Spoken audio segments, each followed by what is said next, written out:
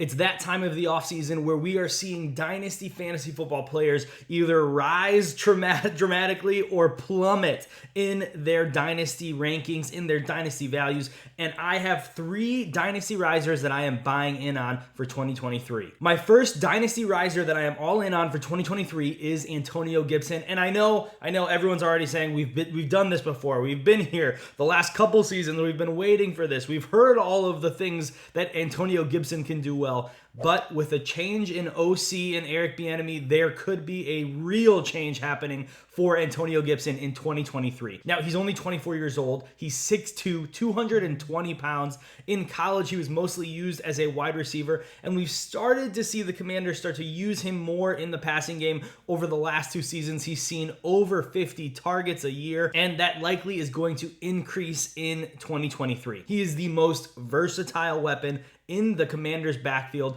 Really, he's competing with Brian Robinson, who really, no matter what you think of him, he's like an early down plotter at best. Antonio Gibson's probably a better and more versatile runner. He's probably the best pass catcher out of this backfield as well. Even if Chris Gonzalez gets onto the field, he is not going to eat into the Antonio Gibson role. And now let's talk about Eric Bieniemy. Last season, we saw Jerick McKinnon, who is, a spark score phenom. He's had some flashes, but largely has been meh as an NFL player and as a fantasy football player. He saw 70 plus targets last year for the Chiefs in the Eric Bieniemy offense. Now, sure, Andy Reid was calling the plays, but Bieniemy is bringing that offense to the Commanders, and I think Antonio Gibson right now is an enormous buy at his current ADP. All right, so the next 2 guys I have are both wide receivers. They're both guys that were probably top 12 at worst, top 15 wide receivers for most people in Dynasty, but the offseason is off-seasoning, and it means that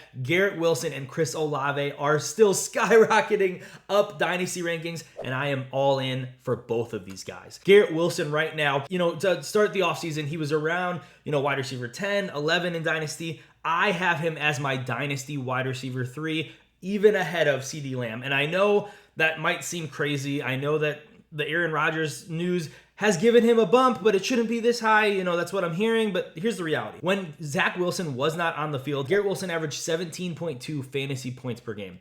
He averaged 11.25 targets per game when Zach Wilson was not on the field. That's more than Justin Jefferson. He is an elite route runner, and what he does after the catch is really, really special. There is no one really in his category at his age who is doing after the catch work like Garrett Wilson. Now, Chris Olave was probably in that more 11 to 15 Dynasty wide receiver range. I have him as my Dynasty wide receiver 6. Obviously, Derek Carr is a bump. I don't think it's this crazy, tremendous bump that everyone is expecting, but I think Chris Olave is that good of a player that it doesn't really matter how big of or how little of a bump Derek Carr is to this offense. Chris Olave is just a special talent at the wide receiver position. Last year, he averaged over 2 yards per route run, 2.42 yards per route run to be exact. He had nearly 15 yards per target, and he had a target share of 26.4%. Even if you're projecting that 26.4% target share to drop a little bit because you're saying Michael Thomas might be healthy, I don't really think he's going to be healthy, but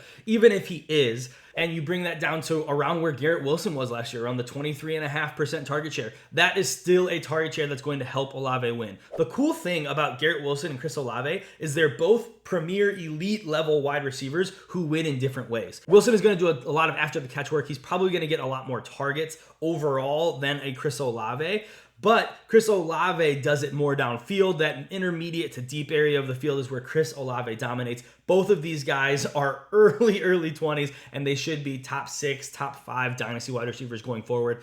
Buy now if you can. If you've got questions on trades and things like that, drop them below, and I will get to any and all comments. Thank you guys for hanging out. Don't forget to check out the other videos I have on 4 for 4.